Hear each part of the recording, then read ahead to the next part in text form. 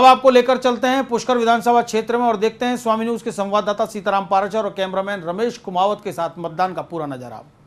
अजमेर संसदीय क्षेत्र के पुष्कर विधानसभा क्षेत्र में मतदान शांतिपूर्ण संपन्न हुआ। मतदान के प्रति लोगों में जोरदार उत्साह देखा गया। लगभग 70% से अधिक मतदाताओं ने अपने मताधिकार का प्रयोग किया। कस्बे के 3 बूथों सहित ग्रामीण क्षेत्र में सुबह से ही मतदान केंद्रों के बाहर लंबी लंबी कतारें देखी गई। क्या युवा, क्या बुजुर्ग, सभी ने बढ़ चढ़कर लोकतंत्र के इस महाकुंभ में अपनी आहुति दी। रिकॉर्ड मतदान के लिए जहां एक और स्वीप के प्रयासों की महत्वपूर्ण भूमिका रही, वहीं अपनी पसंद की सरकार चुनने के जज्बे ने भी मतदान को बढ़ाने में मदद की।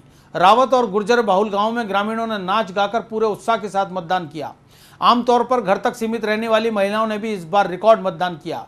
वहीं शारीरिक विकलांगता का दुख भुलाकर कई लोगों ने इस सोच के साथ मतदान किया कि देश विकलांग नहीं होना चाहिए और एक सशक्त सरकार बननी चाहिए। धार्मिक नगरी पुष्कर की आत्मा कहे जाने वाले संत समाज ने भी बढ़ चढ़कर मतदान किया। शांतिपूर्ण मतदान के बाद प्रशासन और पुलिस ने भी राहत की सांस ली। मतदान के दौरान पुष्कर के निकट गनाहड़ा गांव में आधा घंटे के लिए ईवीएम मशीन खराब हुई, जिसे जल्द ही ठीक कर लिया गया। इसके अलावा पूरे क्षेत्र में मतदान के दौरान किसी प्रकार की कोई अप्रिय घटना नहीं हुई। रखना चाहिए, सफाई वगैरह नहीं हो रही है, गंदगी बहुत फैल रही है पुष्कर के अंदर में। पुष्कर में हर व्यक्ति को मतलब ध्यान देना चाहिए, पुष्कर का विकास होना चाहिए। पुष्कर तीर्थ नगरी है, सब तीर्थों का गुरु है। ये गंगा माता है, प्रयागराज है, पुष्कर सब तीर्थों का गुरु है। आप 4 धाम की यात्रा करो, यानी अपना यात्रा सफल नहीं होता है। हम तो किसी को भी वोट दें, लेकिन हमारा विकास होना चाहिए, मतलब किसी पर प्रेशर नहीं है हमारा। इसके आगे भी वोट देके बहुत अच्छा लगे, उनको बहुत खुशी हुई। मैंने फर्स्ट बार वोट दिया इस चक्कर में। क्या उम्मीदें आने वाली सरकार से, क्या सोचते हैं कि आपके लिए क्या विकास के कार्यक्रम चलाए? विकास का कार्यक्रम सब जनता के लिए भलाई का काम करे और अच्छी जनता आनी चाहिए हमारे समाज में। आने वाली सरकार सस्ता करेगी और रोजगार की उम्मीद रखता हूँ मैं तो। बेरोजगारी का समय है, इस कारण सरकार हम ऐसे चाहते हैं कि जो इतनी महंगाई है वो महंगाई कम हो, जैसे गरीब आदमी भी मतलब अच्छी तरह से अपना पालन पोषण कर सके, और कोई बेरोजगार है उनको भी नौकरी मिले। जैसे कि युवा सब है पढ़े लिखे ऐसे घूम रहे हैं, उनको भी नौकरी वगैरह के लिए। और तो क्या है, तो सरकार से यही उम्मीद करते हैं। समाज की भी काफ़ी बड़ी भूमिका है इसमें।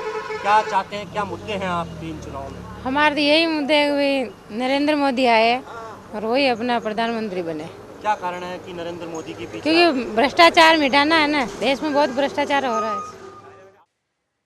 भाजपा देहात अध्यक्ष बीपी सारस्वत ने कांग्रेस प्रत्याशी सचिन पायलट पर आचार संहिता के उल्लंघन का आरोप लगाया है। सारस्वत ने कहा कि अपनी हार के डर से पायलट ने ओछे हथकंडे अपनाए हैं। आज जिस तरह का दौरा हम कर रहे हैं, तो कांग्रेस की जो टेबल लगी हुई है, उस टेबल पर जो इन्होंने अपना बैनर लगाया है, ये आचार संहिता के विरुद्ध है। बैनर पर पार्टी का नाम, चुनाव चिन्ह और कैंडिडेट का नाम होता है। इन्होंने अपने कैंडिडेट की फोटो लगाई है, उस पर वोट देने की अपील की है। हमने कलेक्टर महोदय को अवगत करवा दिया है कि ये बैनर हटवाए जाए और ये आचार संहिता के विरुद्ध है, क्योंकि आचार संहिता ने ये व्यवस्था प्रशासन की हुई है। उसी के मुताबिक भारतीय जनता पार्टी ने अपने बैनर छपवाकर सब बूथ पर लगवाए। जहाँ तक जो कुछ लग रहा है, जिस तरह सचिन पायलट जगह जगह जाकर बाहर के लोगों को अपने साथ ले जाकर वोटों को प्रभावित करने की, वहाँ पर माहौल बिगाड़ने की कोशिश कर रहे हैं, मुझे लगता है कि ये जो घबराहट है, ये उनकी हार की घबराहट है। लोकसभा आम चुनाव में गुरुवार को 5वें चरण के मतदान के बाद 14वीं लोकसभा के काफी कुछ सांसदों का भविष्य ईवीएम मशीनों में कैद हो गया। गुरुवार को देश के 12 राज्यों में 121 लोकसभा सीटों पर चुनाव के लिए मतदान हुआ। गुरुवार को हुए मतदान के दौरान मतदाताओं में खासा उत्साह नजर आ रहा था। हालांकि ये और बात है कि बड़ी उम्मीदों के साथ अपने घरों से निकलने वाले वोटरों की आशाओं पर अगली सरकार खरी उतर पाएगी या नहीं, इसका उत्तर तो आने वाला समय ही बता पाएगा। विकास करे, बेरोजगार को रोजगार दे, और कुछ हद तक पानी का जो समस्या है उसको सुलझाए। तीर्थ नगरी है, उसके विकास के लिए क्या करना चाहिए आपके? पर्यटन को बढ़ावा देना चाहिए, उनके लिए सुविधाएं मुहैया करना चाहिए और विकास कराना चाहिए पुष्कर पर्यटन के लिए। हमने फर्स्ट टाइम वोट दिया और बहुत अच्छा लगा, और आने वाली सरकार से हम यही उम्मीद करते हैं कि वो बेरोजगारी दूर करे और तीर्थ नगरी पुष्कर में विकास करे।